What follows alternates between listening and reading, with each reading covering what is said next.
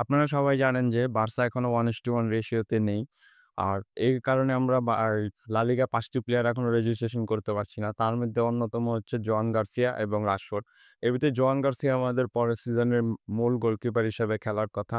তো এইগুলোর পিছের মেইন কারণ হচ্ছে আপনারা জানেন যে টার স্টেগেন কয়েকদিন আগে বড়সড় একটি ইনজুরিতে পড়েছে। যার ফলে সবাই এক্সপেক্ট করছিল যে সে ৪ মাসের জন্য একটি ব্রেকে যাচ্ছে। কিন্তু সে আ ওই জায়গায় একটি কাজ করে যেটি আমরা কখনোই পছন্দ করিনি। সেটি হচ্ছে সে টুইটারে একটি টুইট করে যে সে বলে যে, "আমি ৪ মাসের জন্য না ৩ মাসের জন্য ইনজুরিতে যাচ্ছি।"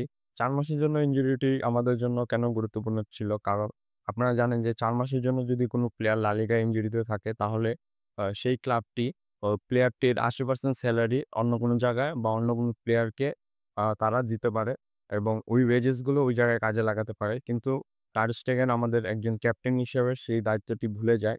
কিন্তু একই জায়গায় ইনিগো মার্টিনেজ নিজে দায়িত্বটি বুঝতে পারে এবং সে ক্লাবকে ক্লাবের বিপদ থেকে উদ্ধার করতে সে ক্লাবটি ত্যাগ করে। আর ত্যাগ করা তো আমাদের আসলে ওরকম কোনো লাভ হয়নি। কারণ যেহেতু বার্সা এখনো 1:1 রেশিওতে নেই, সেহেতু বার্সা আ ইনিগো মার্টিনেজের মাত্র ৮০ ৬০% সেলারি ইউজ করতে পারবে। আর যা হচ্ছে ৮.৪ মিলিয়ন।